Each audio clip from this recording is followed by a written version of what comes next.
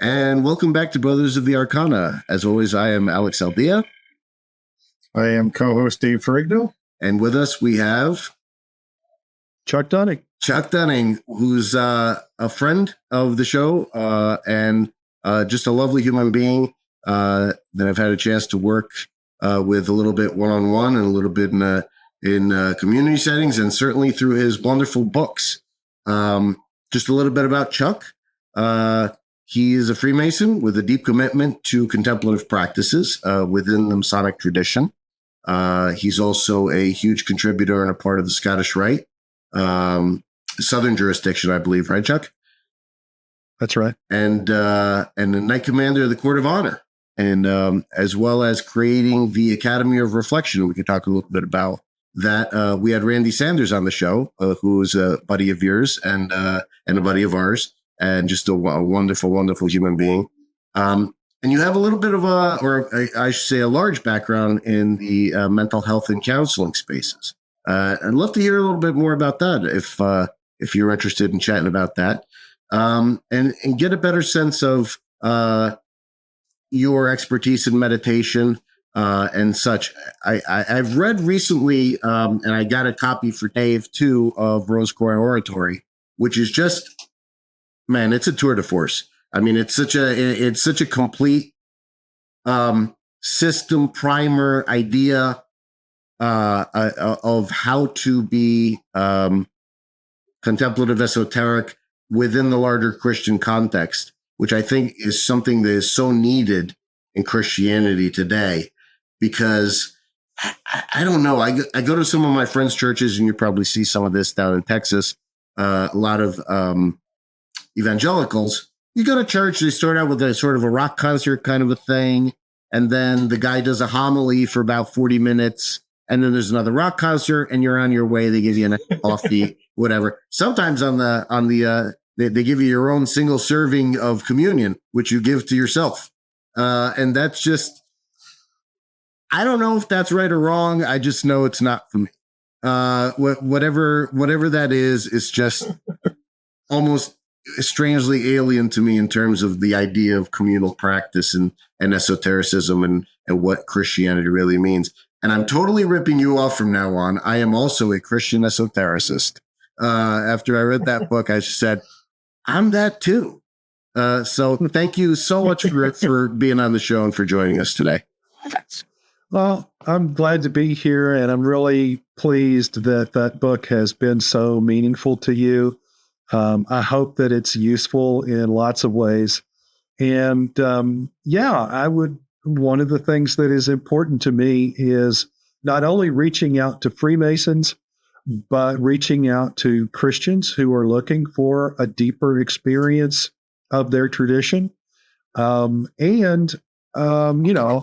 While I'm very much an esoteric Christian, I also value the presence of non-Christians in these traditions like Freemasonry and Rosicrucianism, and have personally benefited from the presence of non-Christians in those traditions. And so I do want to make that clear that we're not talking about something exclusive here when we share our particular passion for the mysteries in a Christian sense. I appreciate that. And I think you're absolutely right. I mean, I firmly believe there's just one mountain and many, many paths that sort of go up it. And it all just depends on how you choose to walk that path. What inspired you to explore the contemplative side of, first of all, of Christianity and of Freemasonry? And how did that journey sort of begin for you? I'll try not to make this my life story. But 3 sentences or less, Chuck. Thank you. Appreciate it. Yeah. Even as a kid, I mean, I grew up in a very religious family. We lived right next door to the church that we all went to, that my parents helped to found and develop. And we all in time held leadership positions in the church. And I always just had a naturally kind of mystical orientation. Part of that was due to having really been taken by some particular unusual experiences of consciousness. I started lucid dreaming at the age of 9. I had other unusual experiences and what you might call extraordinary kinds of experiences of consciousness as a kid, and those always gave me the sense that there's more to the story than I was being told. When I prayed, I felt like there was more going on than me just kind of, confessing my sins and asking God for help. That there was some kind of connection that was happening. And even when I didn't feel that, I felt a strong desire for that. And at a very young age, I mean, single digit years. Sure. And so I was just kind of naturally predisposed to that. And then later, when I got older and started reading some books on comparative religion and everything, and particularly when I started reading the Upanishads, which are just like in your face about connecting with the divine and having that immediate knowledge of the divine, I thought, yeah, that's what I want. And then later in my 20s, when I was in college, I had a philosophy professor that was teaching a course in esoteric philosophy. And he also taught non-credit seminars in contemplative practice. And that's when my practice moved into something that was really kind of structured and intentional. And I was getting some teaching about it. It wasn't just, okay, how can I pray deeper, or how can I try to approximate what I'm reading about in all these books that mention meditation? So yeah, those are the bullet points. So Chuck, from that perspective, you mentioned lucid dreaming. What role would you say that plays in spiritual work then? I think it varies from individual to individual. I know that there are some people who have found it central to their spirituality and their spiritual practices. I've found it central to the formation of my relationship with quote unquote reality, with existence. And there was a time when I consciously worked at lucid dreaming and was able to do it willfully to a certain degree. But after a while, I kind of just had the sense that I had pretty much gotten everything I needed to get out of that, and that it wasn't something that I needed to sustain as an ongoing practice. It still happens, but I'm not working at it the way that I used to. And it can be different for different people. Some people never lucid dream. No matter how hard they work at it, no matter what tricks they use to try to stimulate lucid dreams, it just never happens for them. And I would not say that automatically means that they're limited in some way regarding what's possible for their spiritual development. Did you, would lucid dreaming have anything to do with astral projection at all? And if so, does it have anything to do with the Monroe Institute idea of that astral projection? Yeah, there are a lot of interesting intersections to be discussed there. So first of all, I would differentiate between astral projection and astral travel. For me, astral projection has to do, goes more along the lines of what we might call remote viewing. So it's the consciousness dissociating from the physical body and being able to travel through space and possibly even time to see things, places where the physical body isn't. Astral travel is really more about engaging like otherworldly landscapes in the mind. I mean, think using your imagination, creating scenery and characters to interact with in the imagination. And astral travel and lucid dreaming can be almost identical.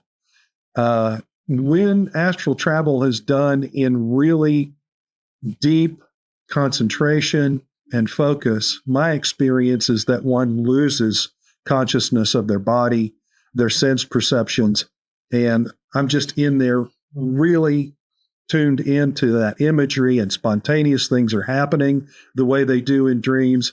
And of course, I can take control and influence them and completely change them if I want to, like can happen in lucid dreams. But there's still this kind of immersion and recognition that, my consciousness is just in a different world right now. It's fascinating to hear about that kind of stuff. I haven't been able to do it myself. I've experienced something similar while doing ayahuasca, or some of the sort of psychedelic stuff that I found myself doing in my misspent youth, and in my misspent older age. But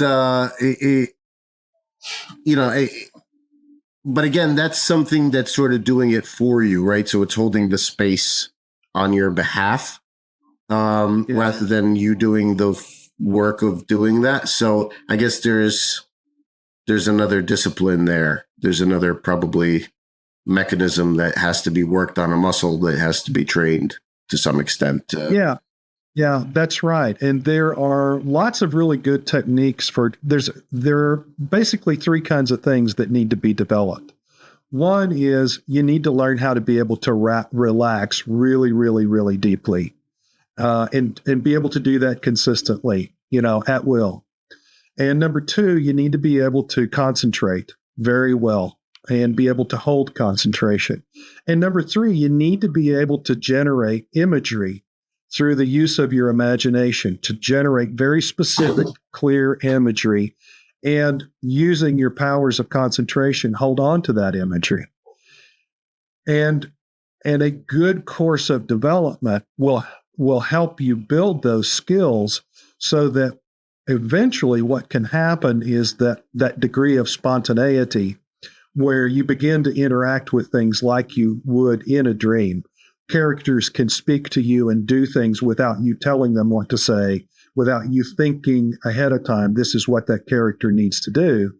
And that's a talent that some people have, and it kind of comes to them a little more naturally. But most people have to work at it to some degree to kind of get to that level of experience. Go ahead, Dave, because I know you had a question about sort of systematizing some of this stuff. Yeah, would you say, to the point you're making, some people it comes naturally, but if it doesn't come naturally, would you recommend the Monroe Institute, or what kind of recommendations would you make, or modalities to use? Because I think, especially nowadays, there's so many things that distract an individual. You look around your house, it's not like your phone's going off, the TV, your neighbors, your dog, whatever else, everything could distract you. So how do you maintain and create that level of concentration and discipline to get there?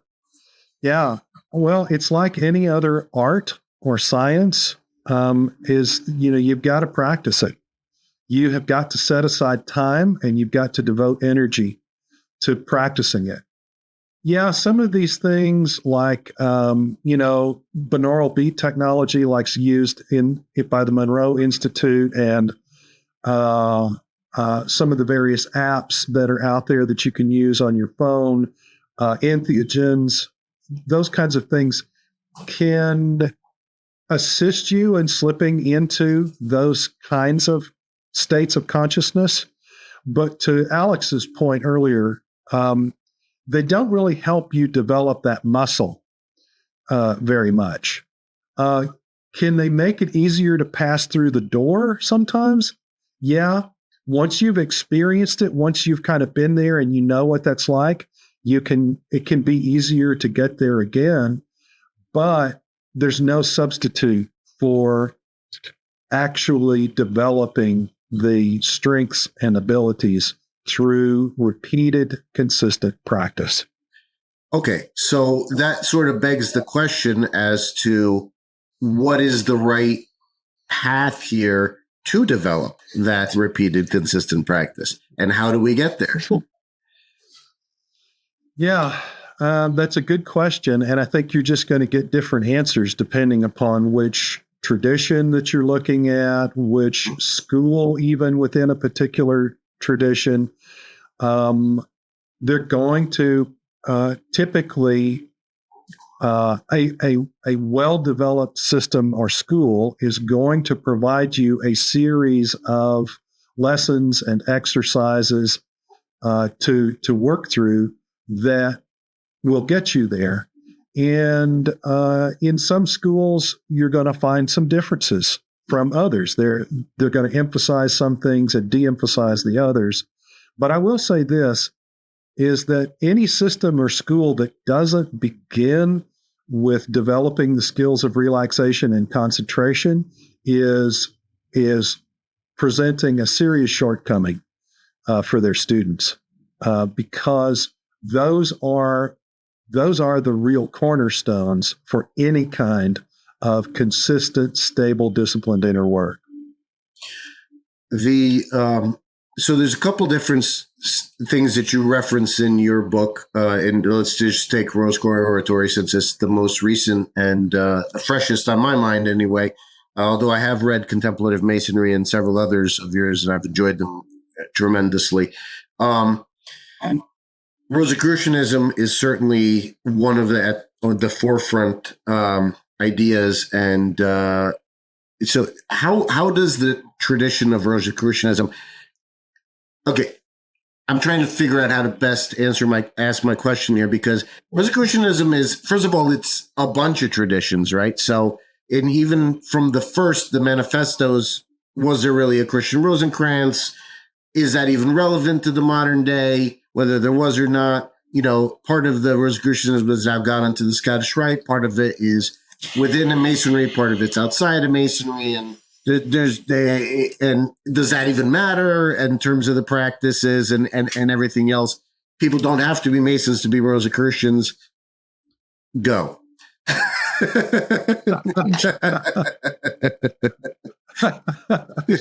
Okay, Alex.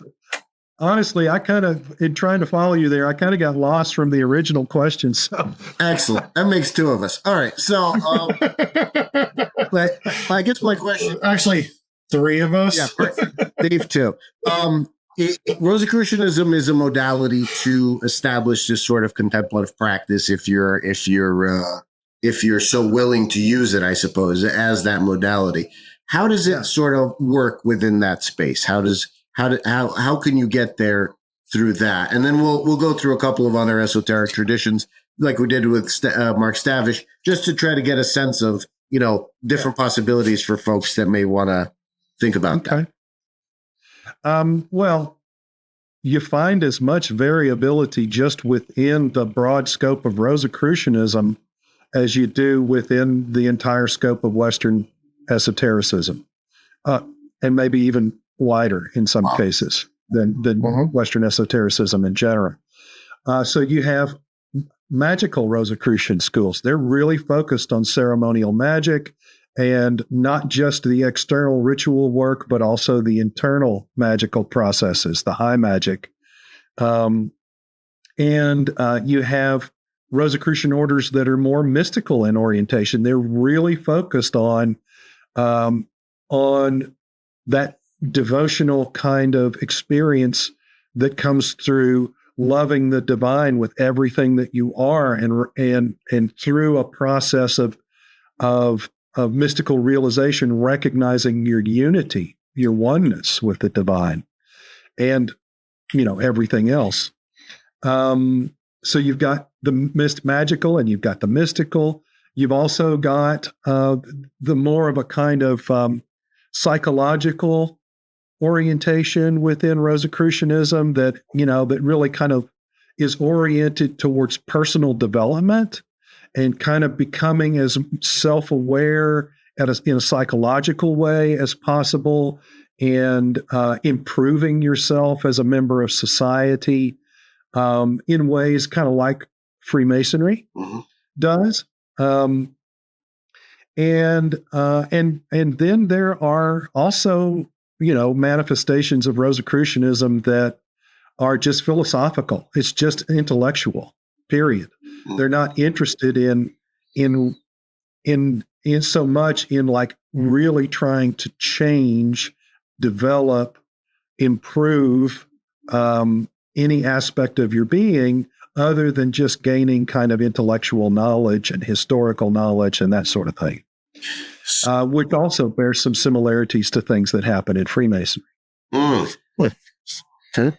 What about Martinism as a general principle? Is that, because I know that deals a little bit more with reintegration, right? Rather than from that as a general rule. I mean, it's, as a contemplative school, I guess it's out there, right? In terms of that.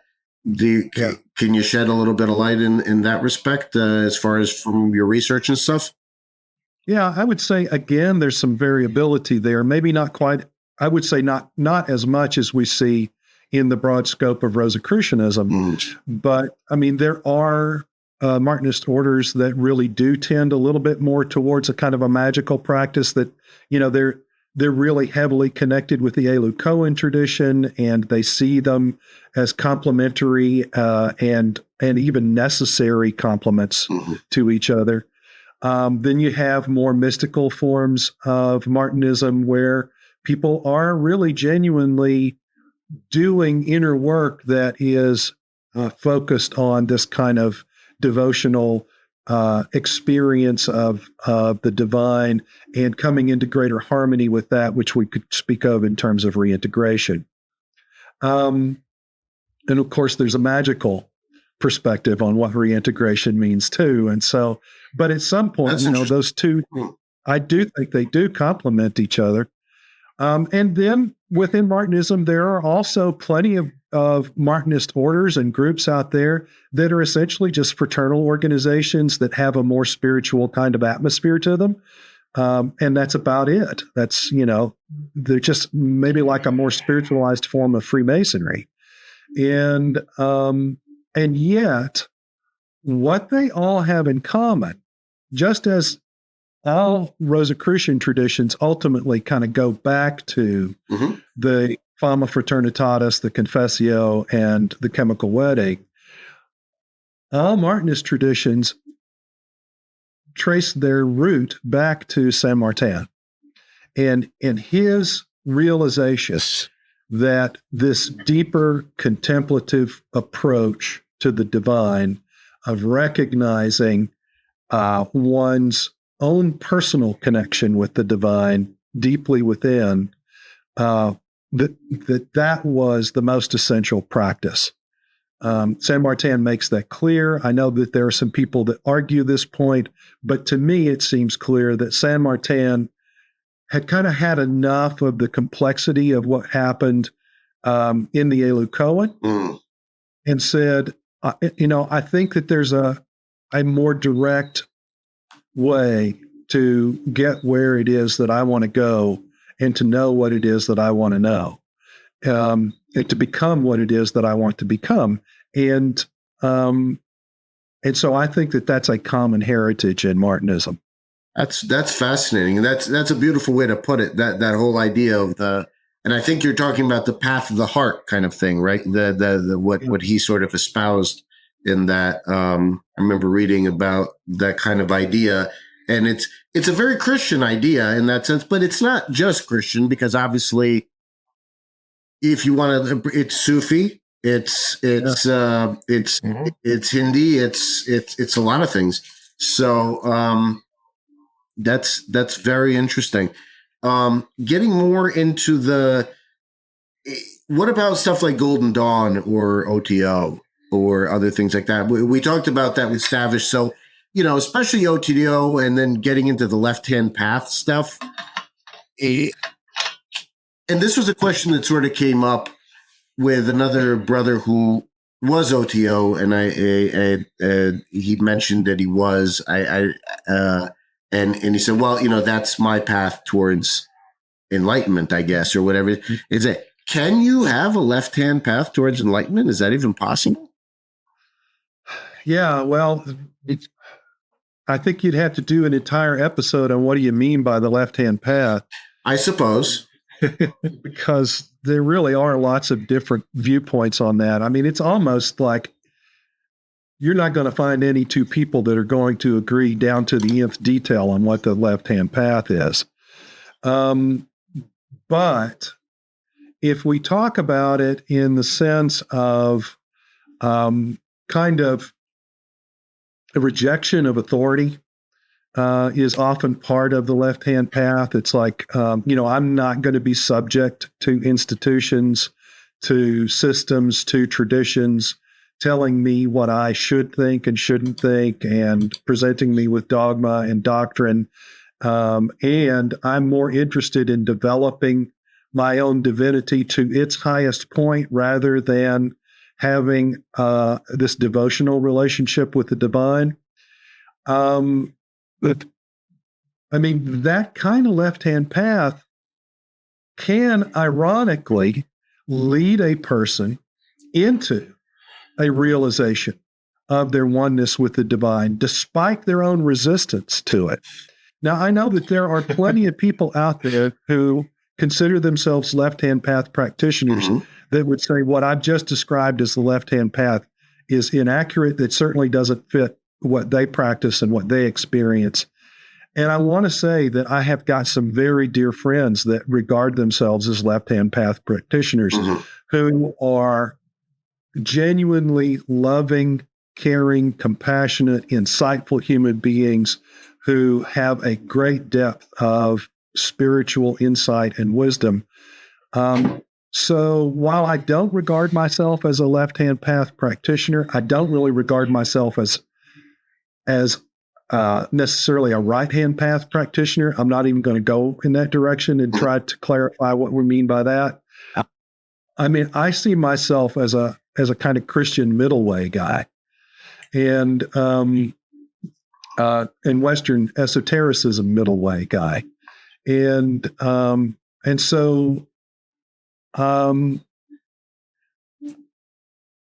like is attested in many of the ancient traditions. And like you said at the very beginning, Alex, there are lots of different roads, but there really is only one mountain. There really is only one reality that we're all connected with and trying to understand and trying to make our way with. And just about any path has the potential to bring someone into greater harmony and reintegration, to use that Martinist term, greater oneness and unity with that one reality, that one singular truth. So, Chuck, there's been a lot of discussion that we've had with several friends, other brothers, individuals. What would you say is the definition of enlightenment? Because it seems like everybody has their own definition, and to the point you're just making, there's different paths and such. Yeah. So, in your own words, what would you say it is?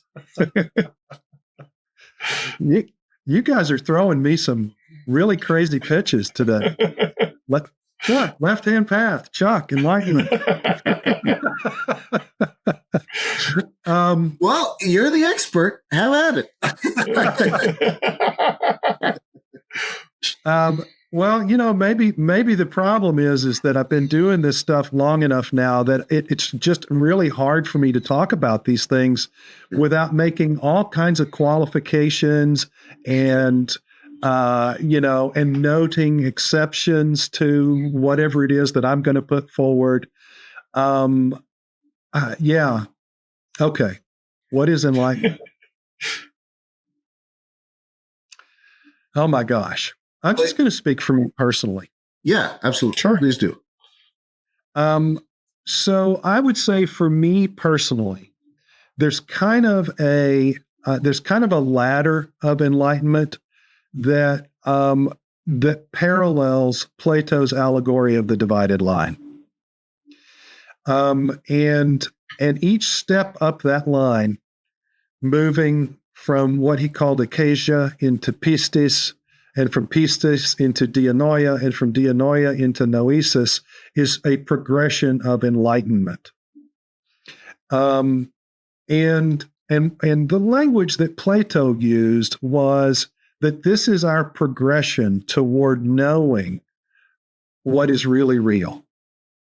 And he says that which is really real transcends all of these other ways of using our consciousness. Acacia meaning just really basically being enmeshed within our sensory perceptions and our cultural conditioning. Kind of living in the man of the torrent kind of thing. Yes, to use that Martinist language, that person is basically just kind of operating on autopilot with all of the programming that they've been received and taking for granted that their physical perceptions, what they see, what they hear, what they smell and taste and touch, is exactly what reality is. That there's no difference between reality and what they perceive through their senses and what they've been taught to believe about what they perceive through their senses. Sure. And so then you move from that to what he would call dianoia, from that visible realm where you have acacia and pistis into dianoia. And dianoia is where we start to use the processes of discursive reasoning and critical thinking to test and recognize, oh, well, crap, there's a lot of stuff going on here that it doesn't make logical sense. The things that I thought were true are not necessarily true. The things that I was taught to believe are not necessarily accurate. And I can't always trust my senses. If I really test things in a kind of scientific, rational way, logical way, I find out that my senses are misleading often. And boy, hasn't, modern physics begun to reveal that in great depth. And so then when you realize that even logical reasoning has its limits, that there's something that logical reasoning can't touch, but it can point in the direction of, that logical reasoning can lead us to a place where we can say, yeah, there's something more. There's something else. And what is it that gets you there? Well, Plato says that's noesis, what he would call direct intuition. And it involves recognizing that we, at the level of consciousness that we identify with, we actually receive things from someplace else. And in these moments that transcend space and time, that cannot be explained or limited in terms of sensory perceptions and logical use of language, because language is dualistic inherently. And that's when we're having our clearest perception of the real. And that's what I would say, that's when we're having we're reaching into the highest levels of enlightenment. Thank you for that. So when you talk about that journey up the ladder, do you believe, or would you say that there's almost gatekeepers, like metaphysical gatekeepers, that are kind of preventing somebody from ascending to the next rung of the ladder? Or is that more on the mental side, that somebody's just unconsciously blocking themselves? Yeah. No, my personal perspective is that there are beings that are not physical, that inhabit other realms or levels of existence / consciousness, and that we're interacting with them all the time, and that very often our psychological processes and those beings are contacting each other. So when we... Did you say our psychological processes? Yep. Our psychological processes and those non-physical beings are in contact with each other often. How does that Maybe work? all the time. I mean, in the sense of like, I would have thought our spiritual processes maybe or such. So, but that's fascinating. Do you get a sense of how that works? Well, I can talk about some examples. Sure. So, in one model of the manifestation of reality, we have the material or physical level of existence. You could call it the plane, the material plane or physical plane. And then just above that, some people would say there's the etheric realm. And then just above that is the astral realm. And the etheric really serves as a connection, a kind of connector between the astral and the physical. And the etheric, we most consciously interact with and experience the etheric in terms of our emotions and in terms of certain sensory kinds of things, certain sensory experiences, but definitely through emotions, and emotions also reach up into the astral. Okay.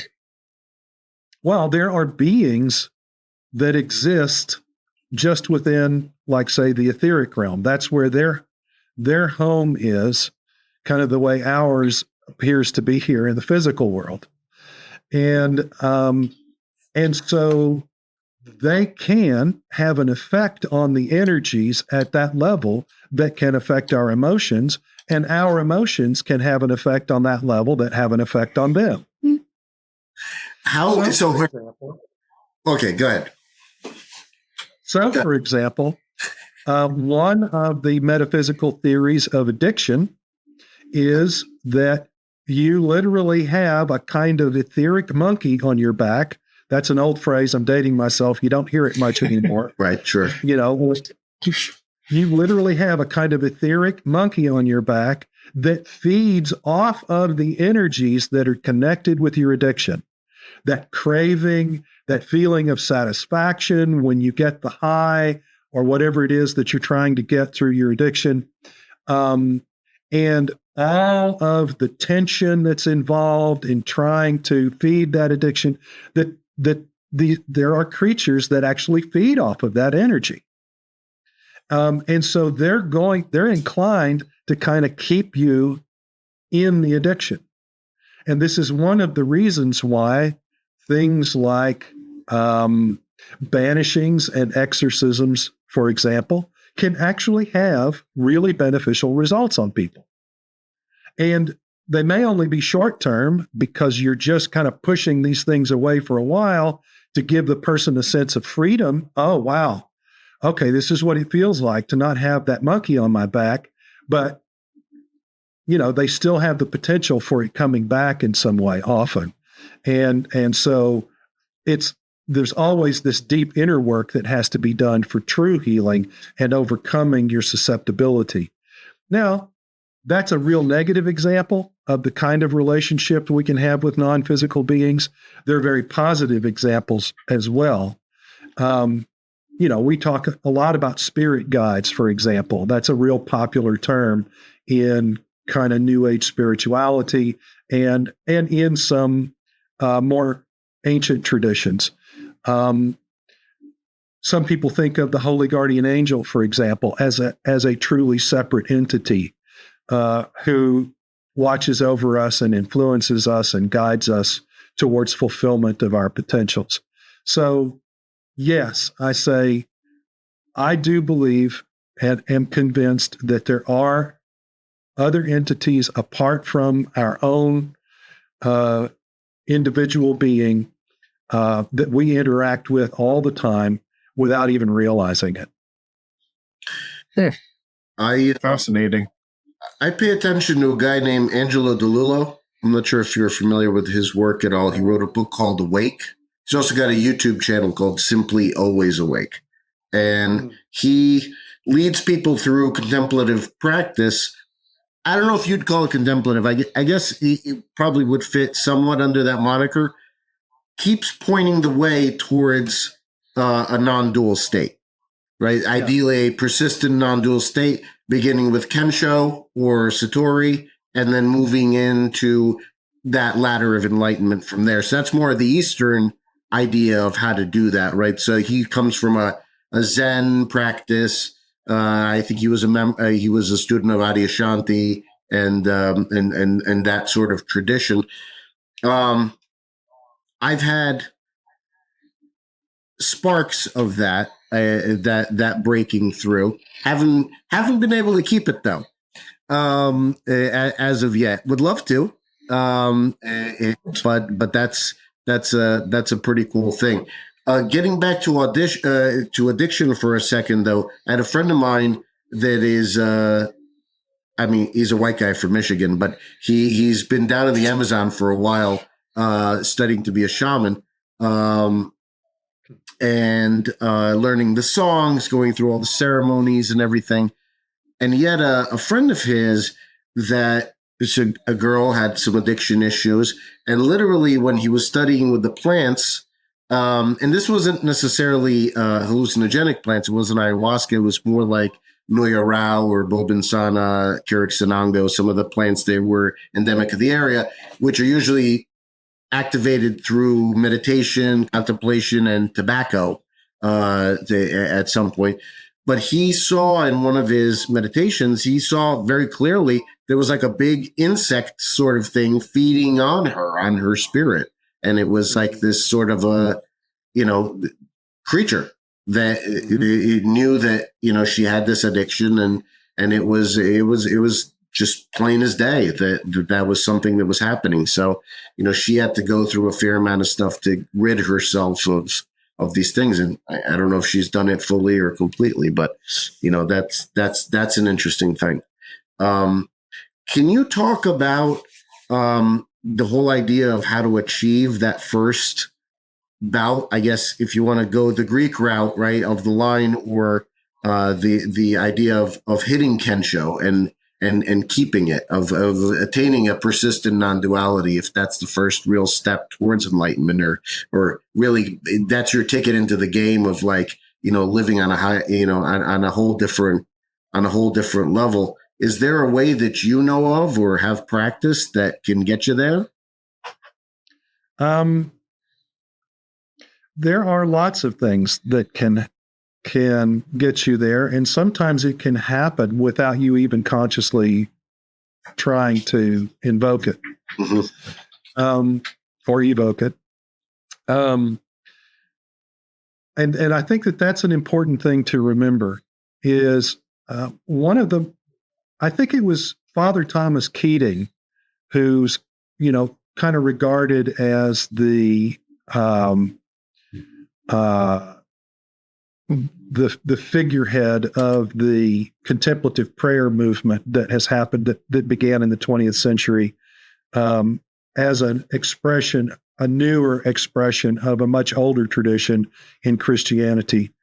The centering prayer method is what he taught, and others like Cynthia Bourgeault.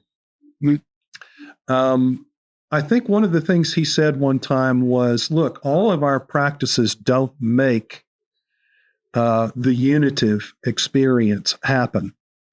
That transcendent moment of oneness, of non-duality, they don't make it happen.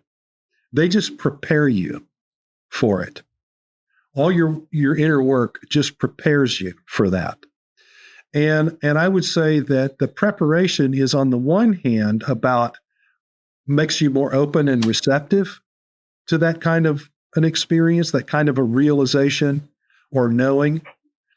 And on the other hand, it prepares you for what comes after that moment of realization or knowing, so that you can more completely integrate it into who you are and live in harmony with that truth at deeper levels. And so there, like I said, there are lots of things that can get you there, lots of practices. My personal recommendation, particularly for people from Christian background, is that they learn about centering prayer.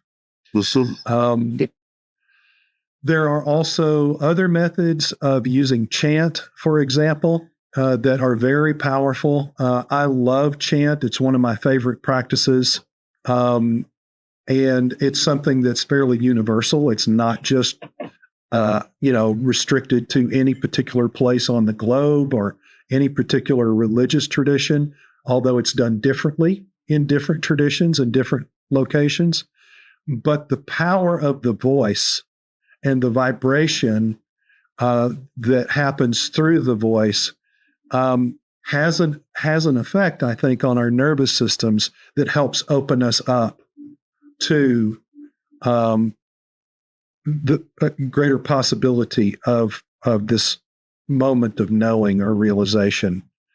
And then, like we were talking earlier, I think there are entheogens, that there are people that experience that through the use of entheogens. But then we get back to this question of how do you stabilize that? Right. And that's where the really sound background in religious and philosophical wisdom comes in.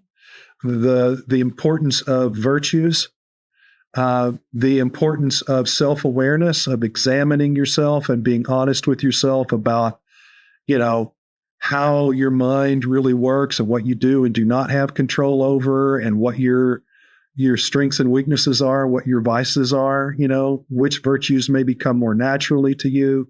That really kind of deep, probing, psychological, moral inventory, to use the language of the 12 steps, is a really important practice, because those are the kinds of things that help stabilize the realization of non-duality, of oneness, and to bring it into everyday life so that, yes, I'm still participating in the dualistic world, but I understand now and can behave in a way that reflects the reality that it's all interwoven, it's all interconnected, it's all part of this one thing, and so are you.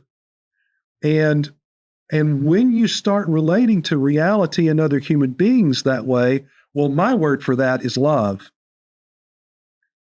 And for me, that's what happens in a truly stabilized realization of non-duality, is you just become completely much more enmeshed in love. You realize you're an embodiment of love. Everything's an embodiment of love. The relationships that's happening between things, that's love too. The reason all of this is here to begin with is love. Yeah. So to me, then that's what characterizes the stability of someone's realization. Now, having said that, I'm not in the position to judge anybody else's stability and their realization. Right. I'm just telling you what my experience has been personally and what I have seen in the people that I have recognized as being most quote unquote enlightened.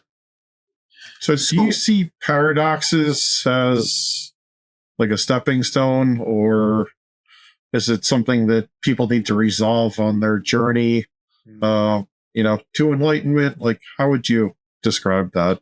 That's a great question, Dave. And you took me right back to a big part of the work with my very first teacher. He was a philosophy professor, as I told you before, and he just was really strong in Greek philosophy, in particular Platonism and Pythagoreanism. And I remember when he introduced me to Zeno's paradoxes. One of the famous ones is essentially, it breaks down like this. In order for me to walk all the way across the room, I have to first walk at least half of that distance. Well, in order for me to walk at least half of that distance, I have to walk at least a half of that distance. And so on and so on. And you get this infinite regression that mathematically says you can't ever get there. Because what you realize is there's actually an infinite distance between where I am and where that other place seems to be, right? Well, if you're working within a dualistic framework, then you've got to say, okay, well, this is just a meaningless word game, or it's it's truly a paradox because it's unresolvable. And those have been the two answers, essentially, that most Western philosophers have been satisfied with. But if you have a non-dualist perspective, if you've had a moment of non-dualistic awakening, you can say, oh, that's just an illusory set of conditions or symptoms that's brought about by the appearance of two dimensions within a single unitary reality. That space and time are just mechanisms of duality. They're not absolutes themselves. So would you say that time then, would time be linear, cyclical? Is it entirely different than what we understand or grasp them? It doesn't exist. From this perspective of non-dualism, time is just one of the illusions. It's one of the most fundamental illusions. And it's an important one, and it's one that we need to have a good relationship with. Don't get me wrong. When I talk about things in the dualistic experience as being illusory, please don't misunderstand that means I think they're meaningless, that they're worthless, that that we need to just be getting over them and getting away from them as quickly as possible. I'm not advocating some sort of spiritual suicide here.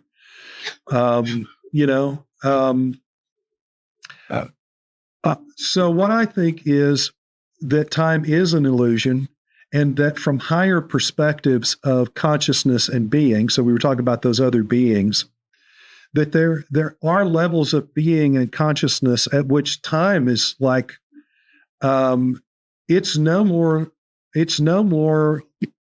lineal and prescriptive to those levels of existence than the three dimensions of space are to us. We can move freely about in the three dimensions of space. And so I believe that there's a level of consciousness and being at which it's possible to move freely through time. And I think that there's some evidence from remote viewing to that effect. Awesome. Do you view time as a series of basic, like, static shots that are basically sped up the way a cartoon would be? And then you have the illusion of sort of moving through something, but it's really just, that's the whole idea of remote viewing, right? You capture a snapshot of the future, but if there's a propensity of going there, then in essence, then you can get to that point and that will manifest. But within the field of potentiality, it could just as easily be a different snapshot if circumstances make it so. Yeah, I have to say, I just have to start by saying I don't know, Alex. Okay. I kind of have some problems with the idea of time just being divided up into these static pieces, these really infinitesimally defined static pieces.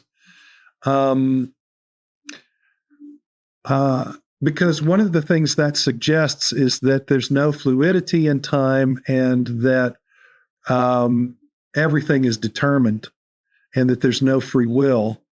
And my experience suggests to me that free will is a reality. It's much different than I think most of us tend to think of what we mean when we say free will.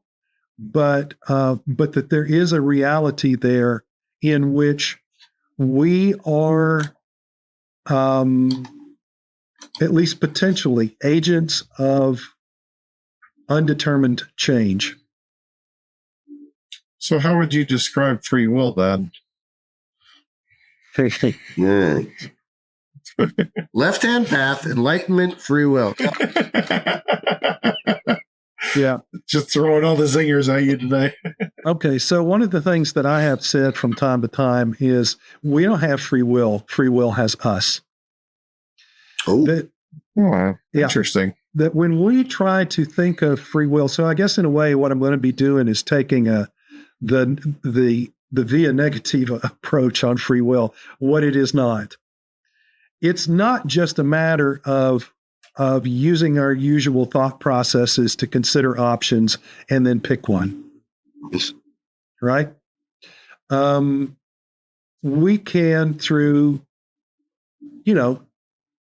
not too deep reflection, recognize how most of us can recognize how we're predisposed to make certain choices, and to prefer some things over others. And in that extent, in that way, we can say that, just the process of making choice is largely kind of a mechanistic, just kind of working out of different factors influencing each other within our consciousness and then being channeled back out into the world through us. That's not free will. So that's not free will. What I'm talking about as free will is like those, we were talking about those moments of transcendence where something just kind of enters your consciousness out of nowhere. At least nowhere that you're immediately aware of, right? And that creative spark that you had no control over,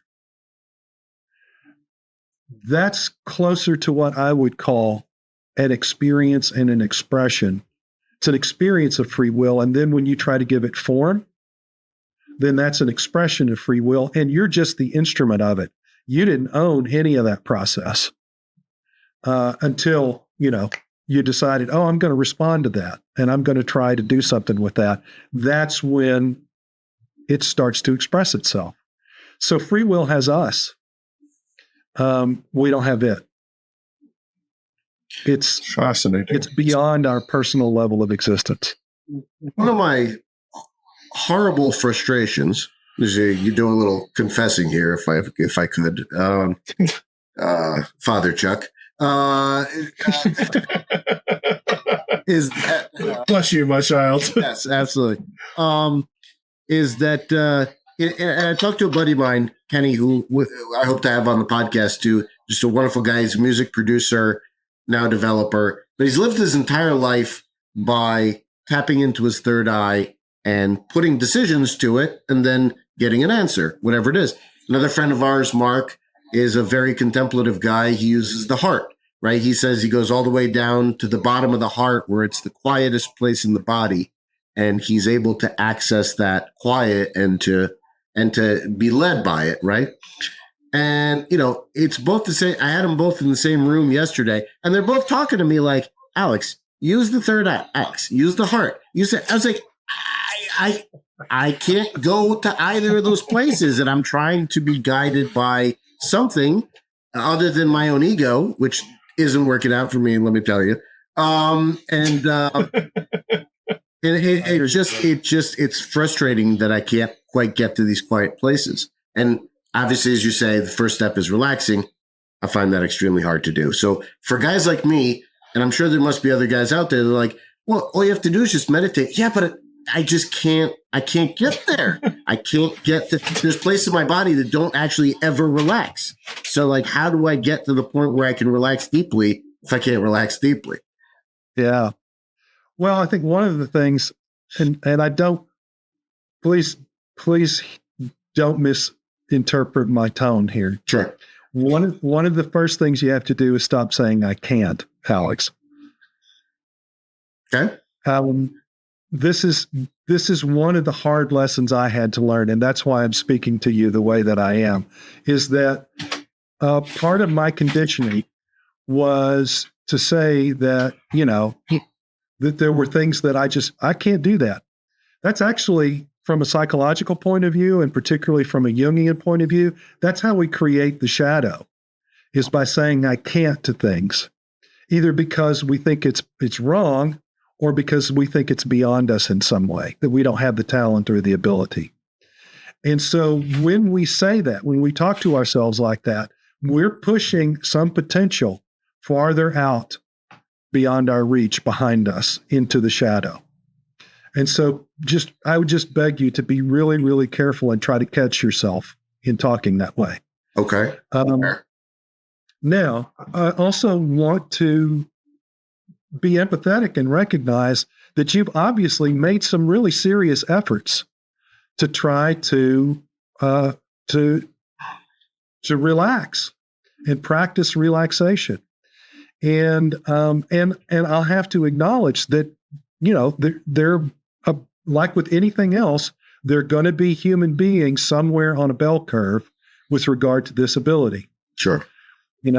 And so most people are going to be in the middle of that bell curve. Some people are going to be at the extreme end of talent and ability for this, and others are going to be at the end of really being challenged in this way. But wherever you are on that bell curve, you can develop and refine the ability in some way. And so the question is, how does that happen? And there are lots of different methods of doing that. And sometimes it's just a process of trial and error until you find something that really works for you.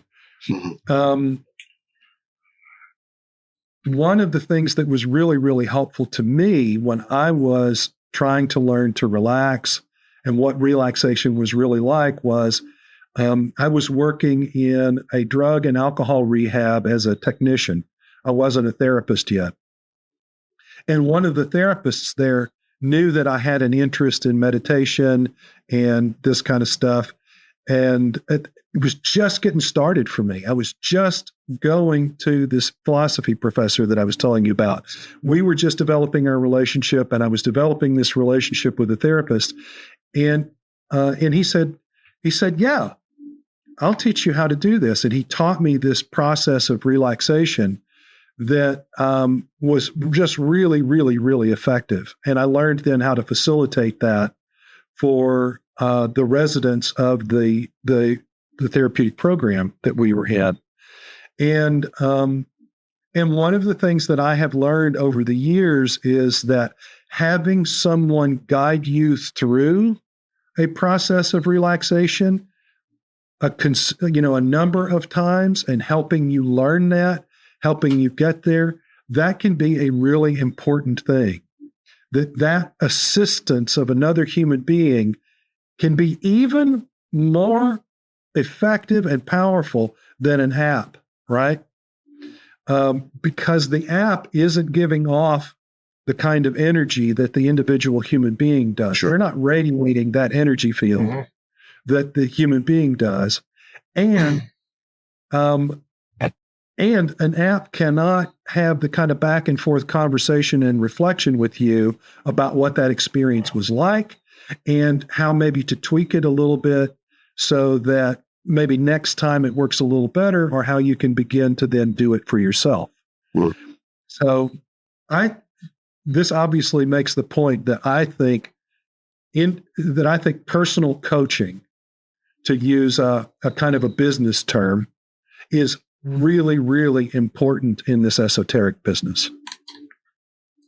That's certainly interesting.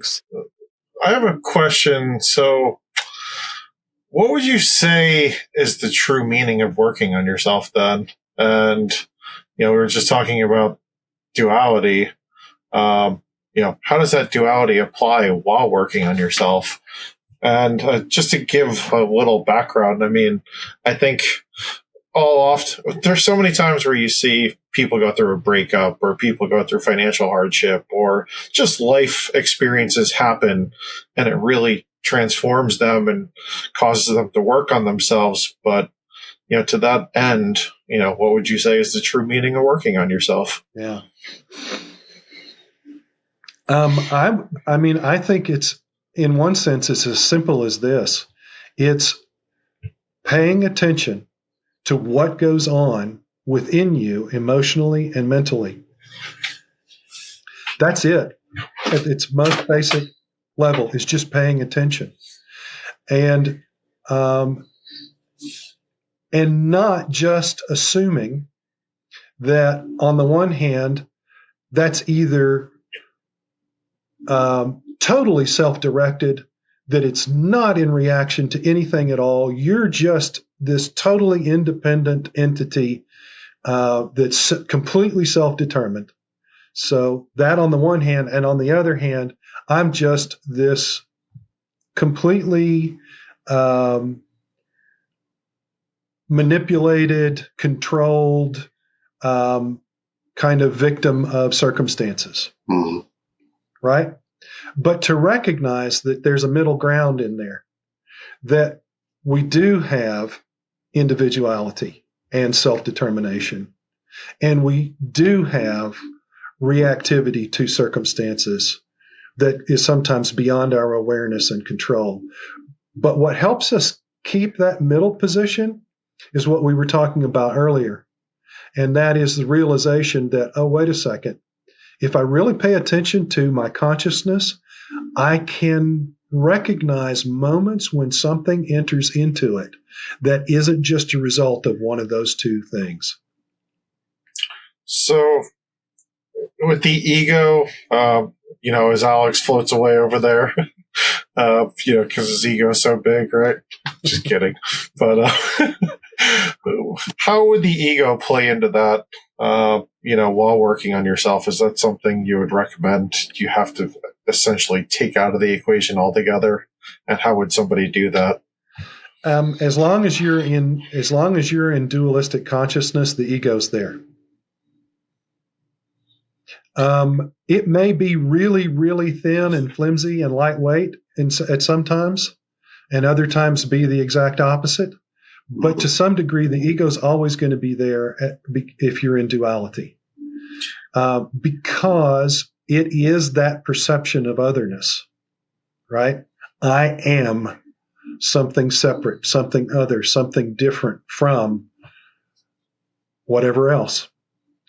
And then, of course, a lot of the things that we build up on top of that we typically mean when we're saying ego, like, selfishness and narcissism, those kinds of things, those are built up to help protect and maintain that sense of otherness and disconnectedness.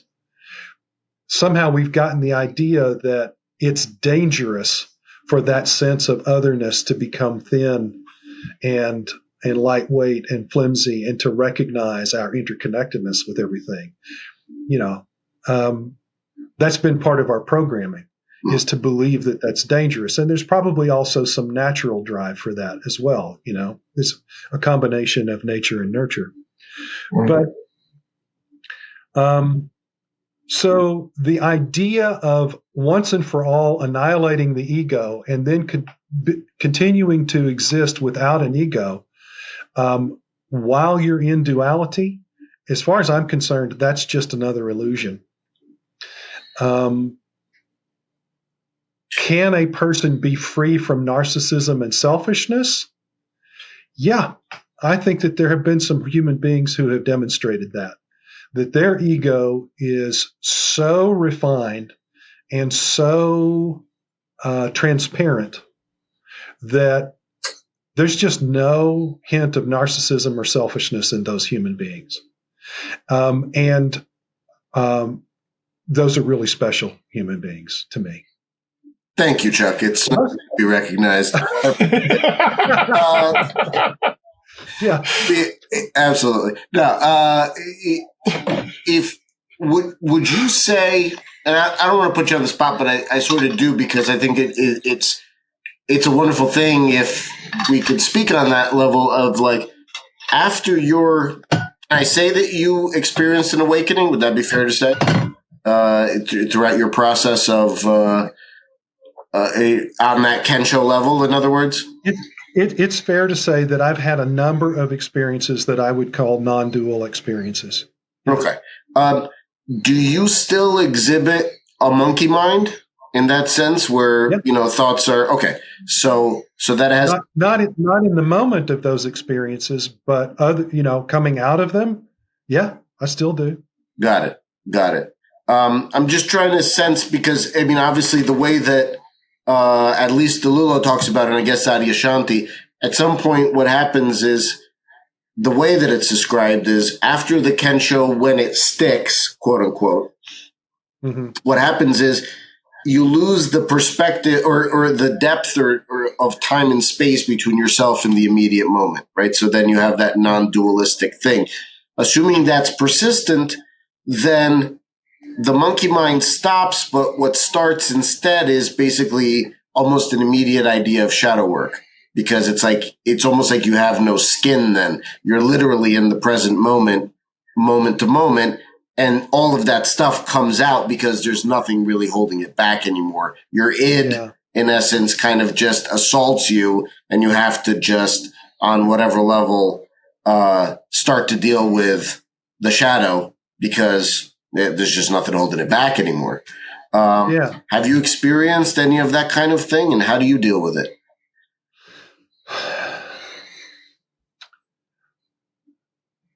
Yeah, I would say that I've had, my experience has some resonance with what you've described.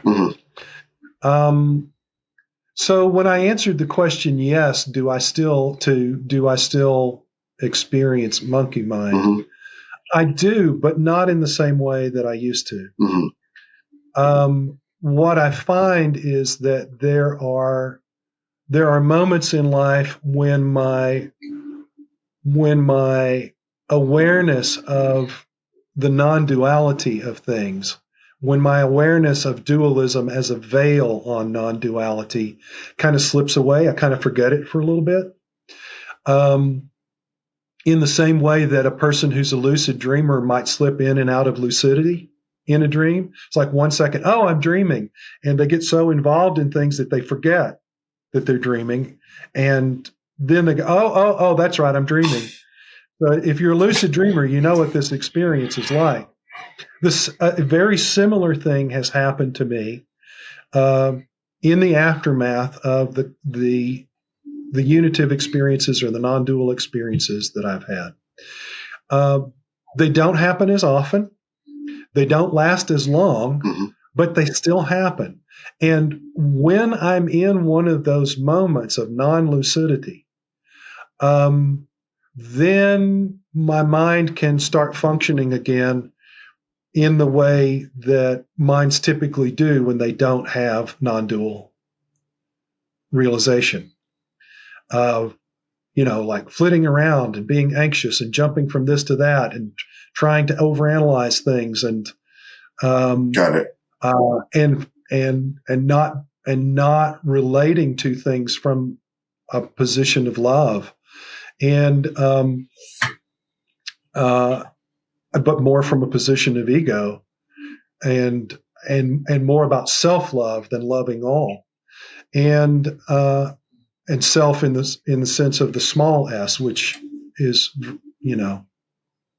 a limited dualistic thing, trying to preserve that. But now what happens is just the rise of that kind of mental activity wakes me up. It's like, oh, okay, that's happening again. That means I kind of slipped into the dream of dualism there for a moment. And how can I kind of wake back up a little better? And so a lot of the practices that I have developed over the years are just about this moment to moment kind of awareness, self-awareness, and less about things like, performing rituals and doing really elaborate kinds of sitting meditations and imagery work and all those kinds of things, which I still do, but not as much, and they're not as important to this ongoing development in stabilized awakening or enlightenment or whatever we want to call it. So, go ahead. Sorry, Alex, I didn't mean to cut you off there. No, I was just going to ask. Go ahead. Yeah, I was going to ask, in terms of you're talking about your inner self, inner consciousness, and such. Would you describe that as really inner light then? And if it is inner light, how would you differentiate that from an illusion or, your reality? Yeah, what do we mean by light? Inner light. My second teacher used to talk about the word light really as the light of awareness. That for him, light was awareness. Consciousness can be aware and unaware. We talk about unaware consciousness. We use the term unconsciousness as if consciousness is something that can go away. But in this way of speaking, consciousness itself never goes away. Consciousness is always present. And it just has different modes. And one of its modes is unawareness, like dreamless sleep, for example. Consciousness still exists, but in dreamless sleep, it's just unaware. Unaware of sensory perceptions, unaware of any mental processes, those sorts of things. Brain activity, all that stuff. It's just unaware. Mm. So,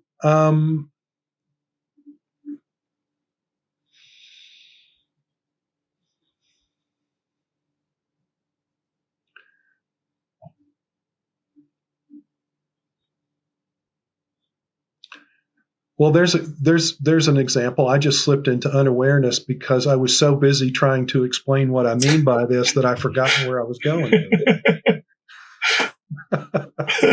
So inner light, right? Yeah. So yeah.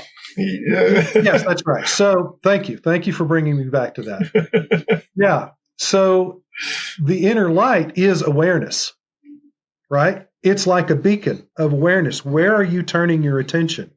Where are you turning your awareness?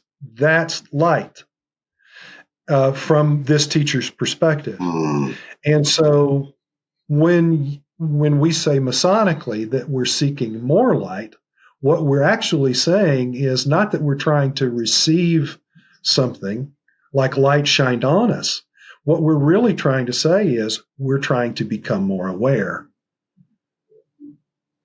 And then in your greater awareness, you begin to realize, okay, well, yeah, there's also awareness being directed from all these other directions and perspectives. Other human beings, for example, they're all shining their light. And sometimes our lights intersect with each other and our awarenesses overlap on something. And that gives us a better perspective on what that is, a better understanding when we share our light with each other. I like that. Do you feel like on some level the whole idea of psychology or psychiatry as it stands is basically just trying to help us to be better dualistic creatures rather than really getting us to a better understanding of that light or of really getting into enlightenment? Yeah, I would agree with that. I mean, as a practitioner in the field, well, retired now, but as someone with decades of work in mental health and in higher education, I would say that, that largely mental health and education are about making us identify with and function more effectively in some ways in the two-dimensional dream of the one thing and the one non-dimensional thing. And but there are exceptions. There are schools of therapy that advocate moving into these higher states. For example, transpersonal therapy is one example. Psychosynthesis is another. You could argue that Jungian psychology is another.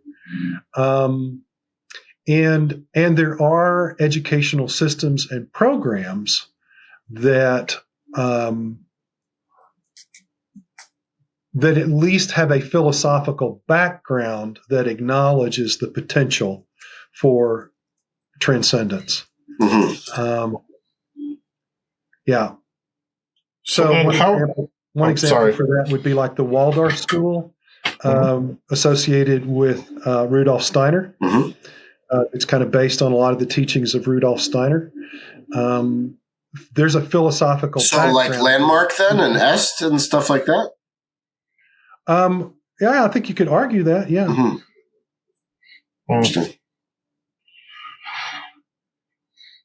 Go ahead, Dave. So how would you say individual inner work would impact the collective consciousness? And, especially with some of these groups and, even Freemasonry, how does that individual impact, the entire consciousness collective there? Ripples in a pond. Mm. Each one of us is generating ripples in the great pond of creation. And,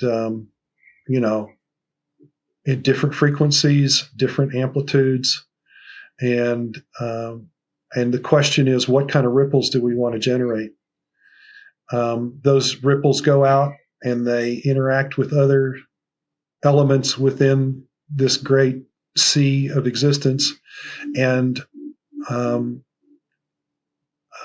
they create a kind of symphony of vibrations.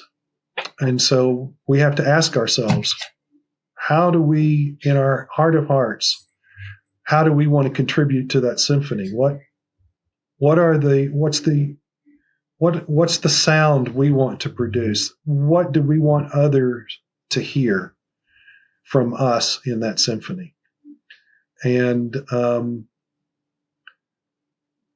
that means really like searching our hearts and listening for what I was thinking of earlier, Alex, when you were talking about, is it in your heart? Is it in your third eye? Where is it? I was thinking about the story of the prophet Elijah and the still small voice.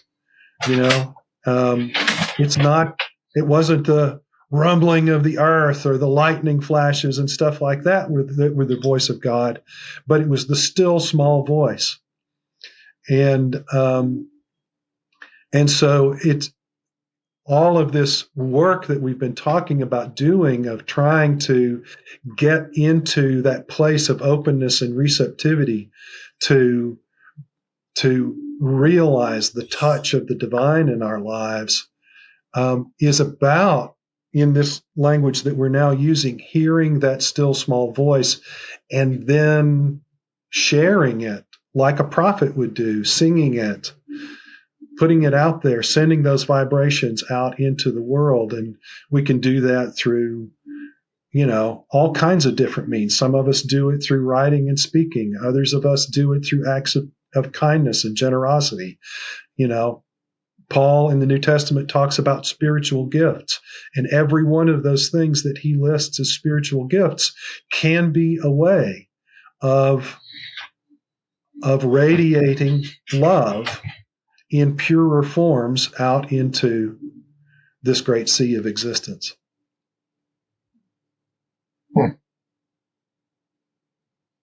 Do you, so you espouse this contemplative sort of way, but contemplation is not meditation. It is also not necessarily prayer, right? So how would you define contemplation, just for the folks that don't really have that sense of what that is? It's an important question, Alex. I'm glad you've asked it, because it's another one of those words that, depending on who you're talking to, it's going to mean something. It can very well mean something significantly different. I speak of contemplation in the way that it's typically spoken of in the academic world right now. And that is, it's used as an umbrella term to denote ways of intentionally focusing and using consciousness. It's intentional awareness. And so there's all kinds of things that are contemplative practices. Ritual is a contemplative practice. Meditation is a contemplative practice. Mindfulness is a contemplative practice. Dialogue is a contemplative practice. All of these things are contemplative practices. Now, one of the questions then becomes, what are the motives and the intentions that are driving those practices? And that's significant because it shapes what the potential outcomes of the practices can be. That's interesting. Yeah, we probably should have asked that question right from the start. We got around to it. Yeah. So, and I'll ask this because, in my mind, I'm writing a book. I mentioned to you a little bit ago that I was doing that, about how men can become better men through the use of sacred spaces. Obviously what we're doing right now is a sacred space, right? So I would say, if Dave doesn't drop his stuff all over it, but try not to.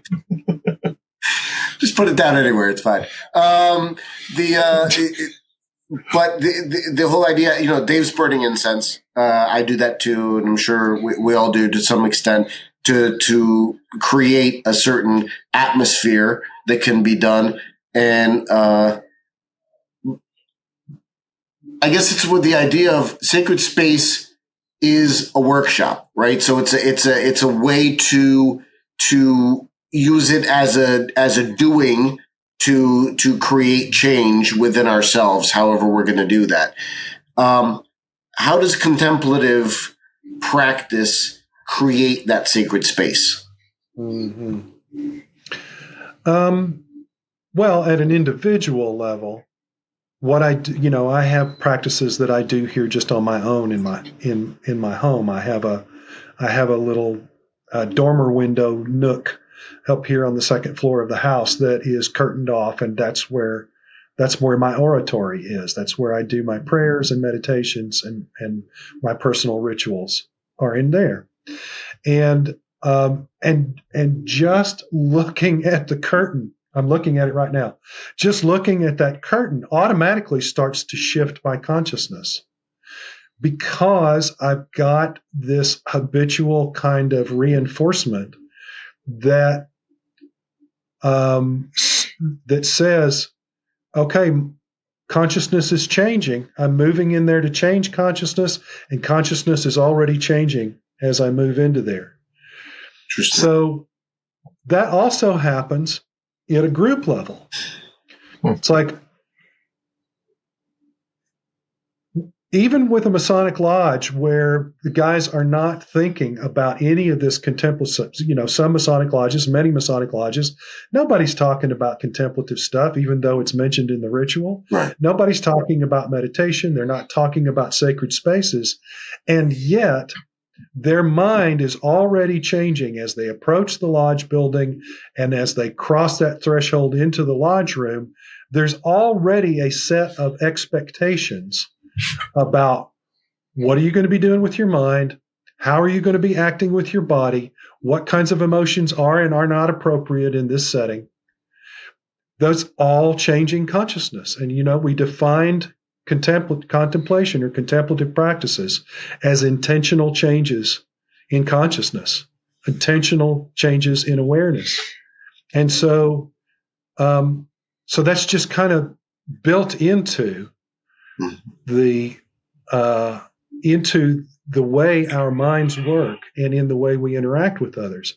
Now, if you start really getting intentional about that and paying attention to the technology of contemplative practices and being intentional about how you use them and understanding what their effects ideally can be, then that just magnifies. It's like you've plugged in the amp, for the guitar at that point. Can you talk a little bit about more what that actually means? What is the technology of contemplative practice in this sense? So, for example, if people know that, okay, when I'm in ritual, when I'm doing ritual, it helps for me to have an understanding of what these different symbols and these different instruments in the ritual represent in a spiritual sense and what they represent in a psychological sense.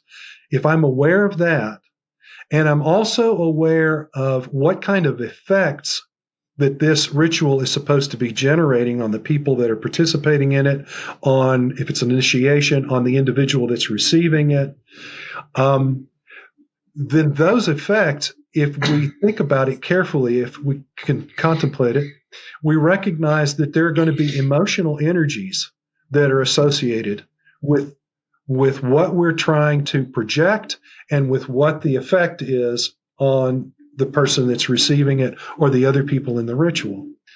And so that's actually like tuning in a frequency. Emotions are energies. They are emotive. They make things happen. And so the emotional energy that we're putting into the ritual has an effect on all the other people there. And so if we understand what that emotional energy ideally should be, and we can, through practice, learn how to call up that energy, feel it, and project it through our voice and through our bodies and actions, connected with the intellectual understanding, the philosophical, spiritual understanding of all of these things that we're interacting with, then you can see this is like just turning up the volume on what's going on in the ritual, what the ritual is designed to do. It's not just a set of motions that we have to go through. That's the volume's cranked down to almost zero if we're just going through the motions and mouthing the words. But when we plug in these other aspects of our thoughts and our emotions, we crank up the volume.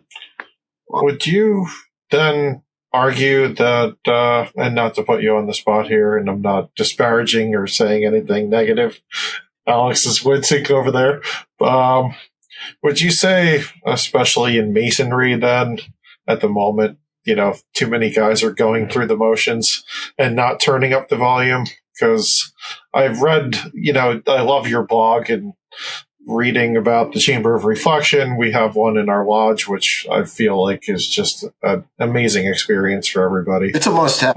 Absolutely. Yeah. But do you feel like we'd be better off returning to more of the observance lodges and that type of realm? I think Masonry would fulfill the purposes it was designed for more effectively if we did so. I would not say that that's the only thing about Freemasonry that's important, and that every individual needs to be as deeply committed and involved in that as like I am, right?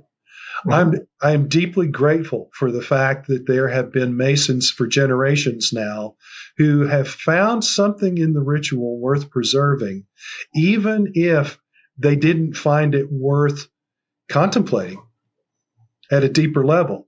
They didn't realize that they were actually performing contemplation when they were learning and performing the ritual and learning and regurgitating the catechisms, but they were.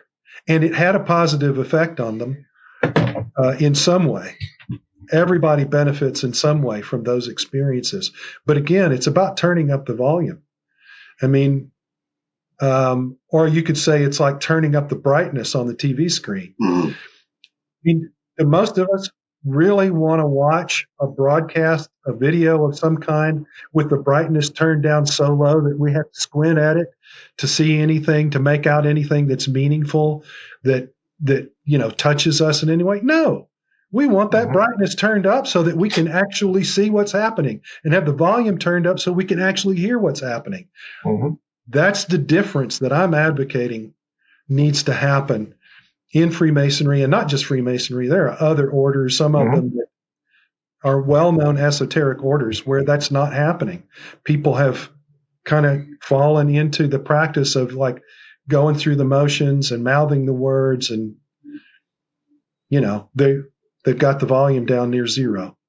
Yeah, and I would even argue that probably happens in church too. You see everybody just going through mass and they regurgitate the prayers or whatever they're supposed to say and do, but yet it's like ultimately when they leave, did they really reflect on what they were just saying or what they were doing?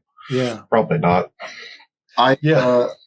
Going through martial arts is a good example, I guess, of this. I've in Tai Chi, I've seen it happen a fair amount. People get into it. They become incredible practitioners. They've turned up the volume, right, as we're talking about. They've amped it up to a great extent. They move the chi. They do everything they need to do. They've got their jings and their everything else. But they started the whole thing from an ego position of how great I'm going to be when I do this, of how great my thing is. So they're trapped within that realm. And the reason, at least in the system that I've seen, there is Li, which is the actual physical version of using something, right? So the pushing, the using of the body to do something. There's Qi, or I'm sorry, there's mind power, so to speak. There's spiritual power, which is on top of that, the third level. And then there's void, which they call it, which is sort of amorphous understanding, but there's basically like things like literally skipping through time to get behind somebody, or doing things that require almost a supernatural type of abilities. And there's guys that I know that have been able to do everything except that, because they're fantastic at everything that takes control, everything that is regimented, everything that is allowed and concerns power and force and the doing of something. In void, there is no doing of anything. It almost does unto you and allows you have to let go into it, right? So, and I guess I'm getting back to my own limitations here. That letting go is a tough one. It's a really tough one because, and I spoke with a friend this morning who Dave knows, who is just like, how do you let go? How do you do these things of like being able to get into these things? And again, it's, one of my main guys that I've learned from is Dr. David Hawkins, who spoke about devotional non-duality. But again, he wrote an entire book on letting go and what that means. So, it's a fascinating and maddening thing to do these simple things, which I guess if you don't do these, you can't do the better stuff. And I'm just drowning at the seashore instead of getting into the deep water. What would you, if you were to come up with a system, which I know you probably have already a system, that you would recommend to the viewers or anything, would you have anything in particular that you'd want to point towards that would be helpful for stuff like that? Because I'm sure there's other people that would benefit from that. Alex, are you speaking specifically of a system to help people get to that void kind of experience that you're talking about? Yes, certainly, but also as a preliminary of just like being able to seek out somebody who can assist in that relaxation, that we were talking about. Yeah. That can be really hard to do. It can be hard to find someone that feels trustworthy, that's qualified in some realistic way because they've actually done the work themselves, or that they have also gone through kind of mentoring and coaching in their work. It can be really hard to find individuals like that. And this is one of the benefits of finding one of the esoteric traditions or systems or schools that's been around for a while, that has some kind of a positive reputation for producing what you might call adepts, and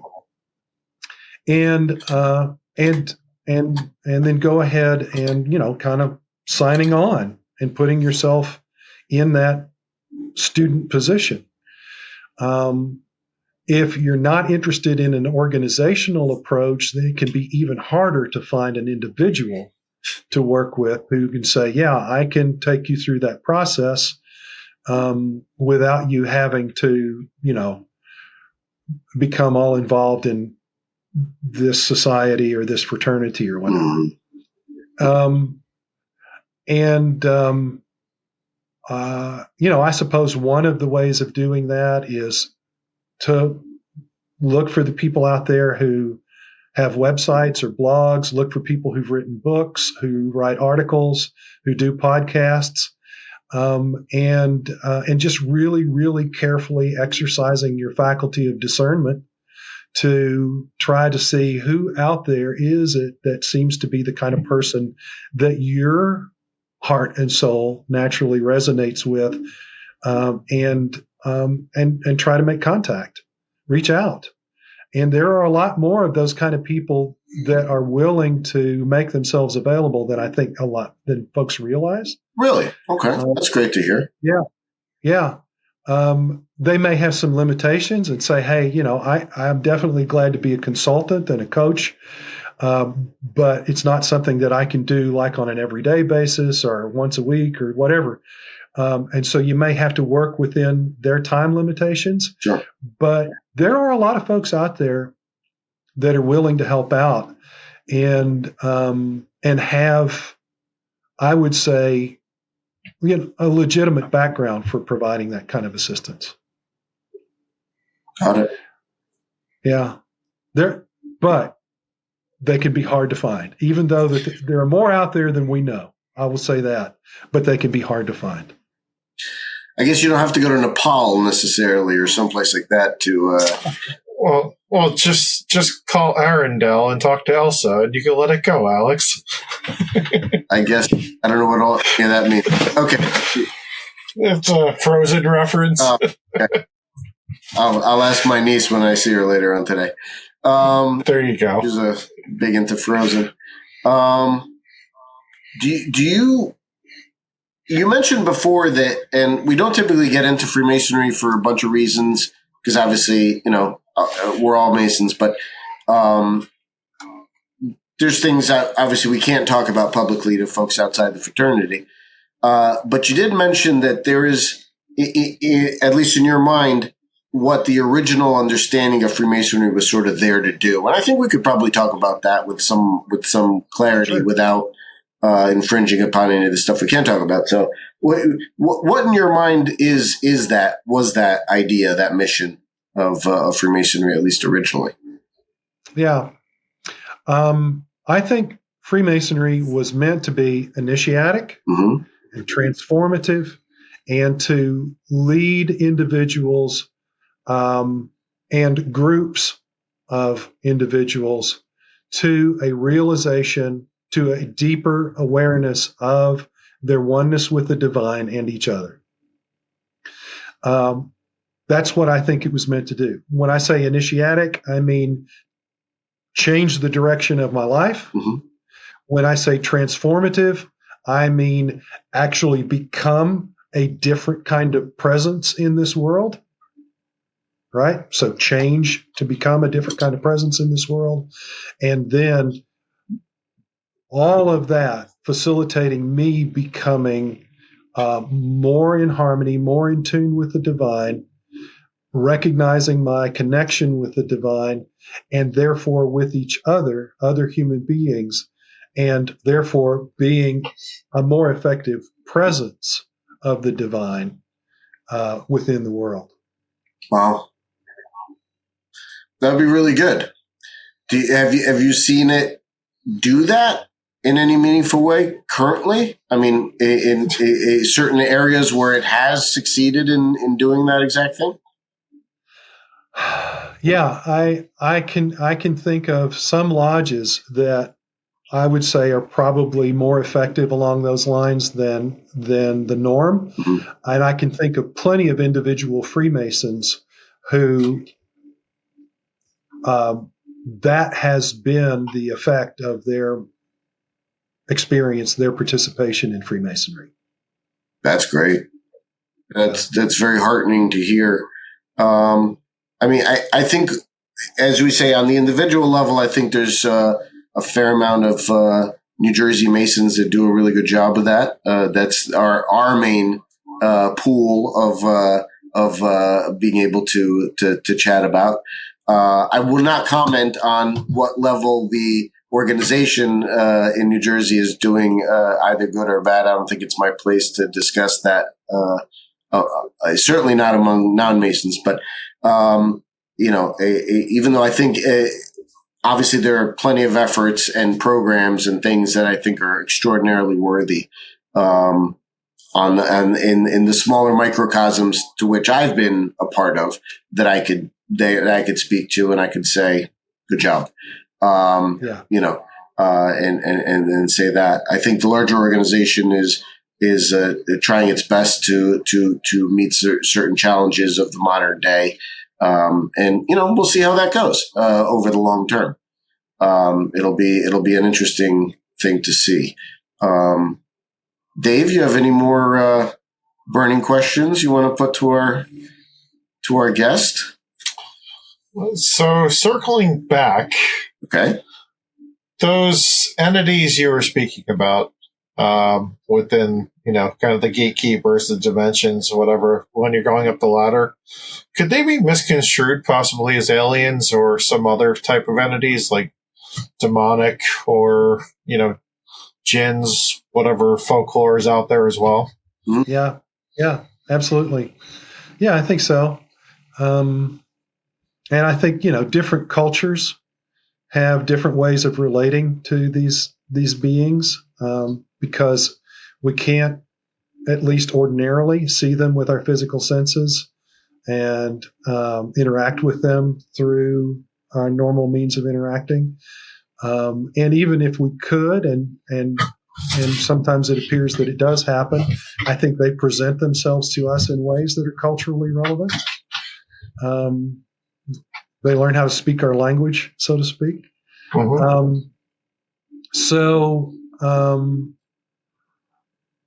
Exactly, what their nature is and who they are, I think is mysterious. But I think traditions provide us meaningful ways of interacting with them. For example, my background has given me a lot of interaction with what I call the Archangel Raphael, just as an example. Well, do I think that Raphael really looks the way that I imagine Raphael, that I visualize Raphael?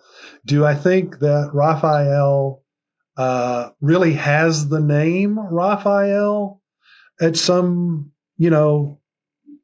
level of personal identification? Yeah, that's my real name. I can't answer those questions. What I can say is that this mysterious entity and I can relate to each other through that name and through that imagery, that those are effective means of connection between us and communication between us. And so this is another reason why I think traditions are so important, is because they provide time-tested means of interacting with these other entities. Just one example of things that are time-tested through tradition and why traditions are valuable. Sure. Thank you for that. And here's another question that I've written out. So how do symbolic languages impact consciousness? And is there a way to speak in symbols internally? And when I say, the symbolic languages like alchemy, certain things of folklore, like you're alluding to, I guess mathematics in some degree, and others, astrology. Yeah. Yeah, I'm glad you clarified that, because I was about to ask, is there a non-symbolic language? I think one of the things that happens is, every language, if we just think of like literal languages, English, German, Spanish, Japanese, every language has its strengths and weaknesses. Every language is better at doing some things and not as good at doing other things. And you can find a different language that is better at doing those things that the other language is not so good at. Every language carries with it certain expectations and rules about how they work. And those rules are effective in facilitating communication between people that use that language, right? So the same thing is true for these different languages that we find within the mystery traditions, like the language of alchemy and how it has been used for now psychospiritual development, and has apparently always had a spiritual element to it. But certainly in the 1800s, maybe you could even, and I would even argue from the 1600s on, that language has been a very powerful form of communication, not only between individuals trying to conceptualize and talk about their journeys of initiation and transformation, but also as a way of conceptualizing how initiation and transformation can work. The language of Freemasonry, the operative Masons' tools and building materials and techniques. There's another language that can be very effective once we get enough people speaking it and understanding, what's really being communicated through that language. So I think all of these languages have value, and each of them has their own kind of area of expertise and special talent and ability. They interconnect with each other just like real human languages do.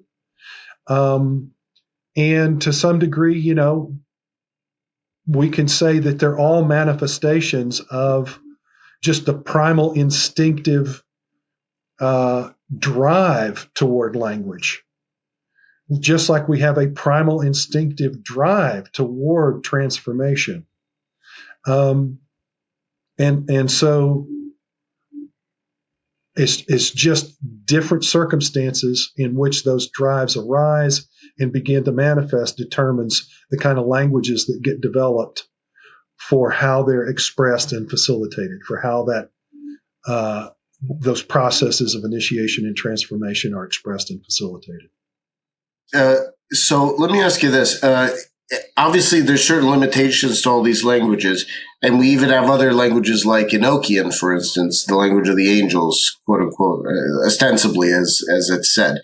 But I'm surprised that at least I haven't seen it. I've heard it mentioned once as possibly the language of the birds or something like that. That it was called. It was sort of like the pre-Diluvian language, pre-Babel, where it was like the before the Tower of Babel, when we all unified in that. But no one really. I haven't seen any hope or any sense of restoring that language or that the possibilities of sort of moving in that direction on some level of another unified possibility of that, other than Esperanto, I think, or maybe something like that, which has its own limitations, I'm sure.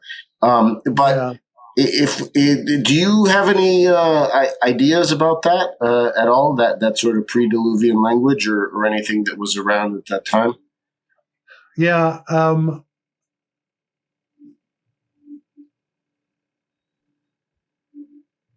I suspect that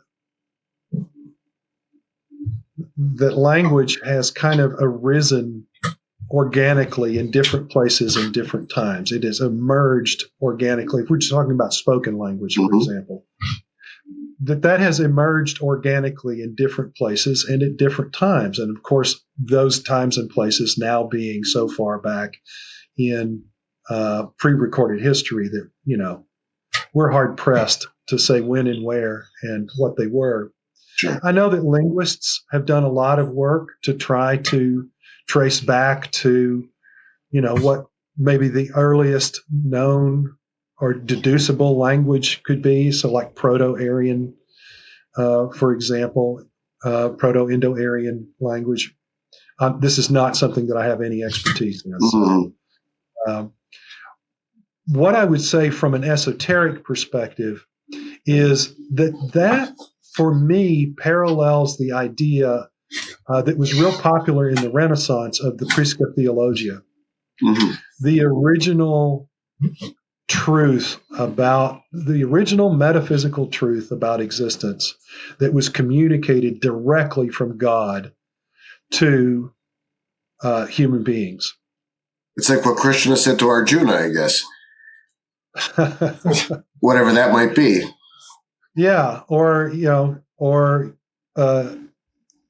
Yod-Heh-Vav-Heh to Adam, Right.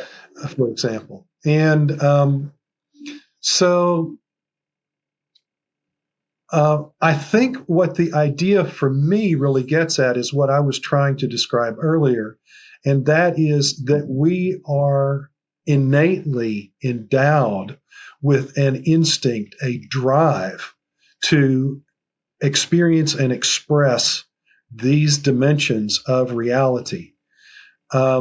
We are innately driven, instinctively driven to develop and use language. That's one of the hallmark characteristics of human beings, for example. I wouldn't say it's just us, but certainly, I mean, we've got it in spades.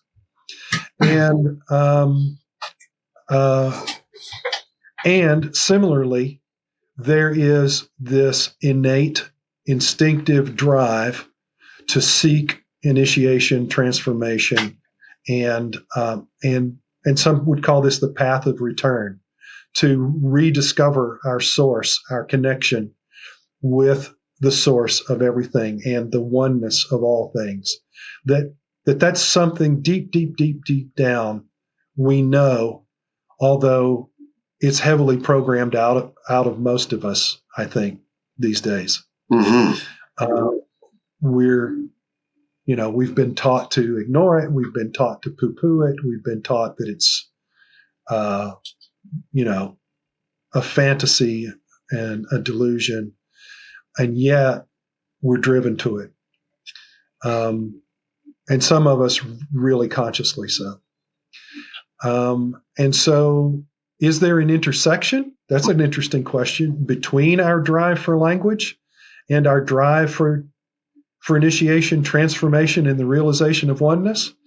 Well, here's one thing we know. Without language, it'd be a lot harder for us to help each other go through the processes of initiation, transformation, and realization of oneness.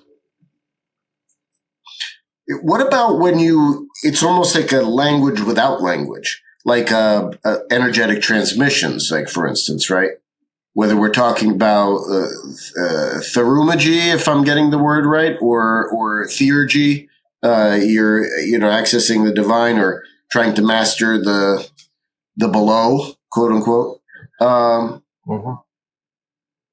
So, how does that sort of work in that sense? Because a lot of it is, and there's obviously different esoteric places where transmission is like the main part of the ritual, so to speak, right? Like even in Tai Chi, that exists where there's energetic transference outside of just learning the moves. Yeah, language beyond language. Well, for me, that would start to move into what we were talking about earlier with Plato and gnosis. Mm-hmm. And it's the direct intuition, which is so that experience when you know that you know something, but you can't put it into words just yet. It's there. This is what people do. It's there. I just can't say it. For me, that's what comes to mind when you say the language that isn't language, or the language without language, the language without words. Right. It's, there's a communication happening. It's just going to take a while to unfold it and decipher it, right? And find the proper forms for it. Mm-hmm. So the language without language enters into awareness, and then we have to find the elements of the languages at hand that seem to fit it best and reveal what it has to reveal. And that could be music, that could be art, that could be a million other things other than just necessarily the spoken word in that sense, or the written. Absolutely. Yeah. It could be anything. That's fascinating. That's absolutely fascinating. Dave, any final questions for our friend? Because we want to be obviously respectful of his time, and I'm sure he's been very, very kind to give us the 2 hours today to chat with. And anything left you want to chat about? Why do you feel there's a suppression and a mindset of teaching individuals not to focus on the divine and the esoteric? Well, let me see if I can put it as bluntly and succinctly as possible. That the people and institutions that wield worldly power are essentially sociopathic. They don't give a shit about human beings. They see us as commodities to be utilized. They're not aware of the oneness. They're not aware of anything beyond, consciously aware of anything beyond dualistic existence. And they're fully bought into the illusion of building up and protecting their egos at the expense of everything and everybody else.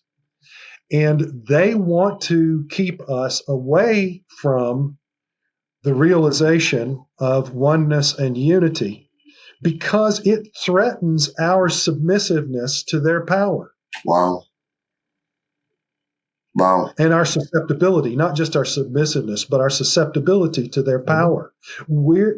If we go contemplative and we begin to become more familiar with how illusion works, and then we're more capable of saying, oh, no, you're just the man behind the curtain over there spinning illusions and trying to keep us scared and afraid and divided against each other because you profit from it in your sense of being scared and afraid and divided from others. That's beautifully put. Beautifully put. Thank you, Chuck. Thank you for coming on the show. Thank you for being honest. Thank you for being you, being authentic and awesome and a friend and a brother. And with that, thank you so much for joining us today. Absolutely. We're going to stop the recording, but I just want to hang around for a little bit afterwards if you have a moment. Until next time, this is Brothers of the Arcana. I am Alex Aldea.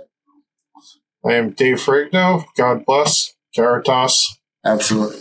And this has been Chuck Dunning. Thank you again. Thank you.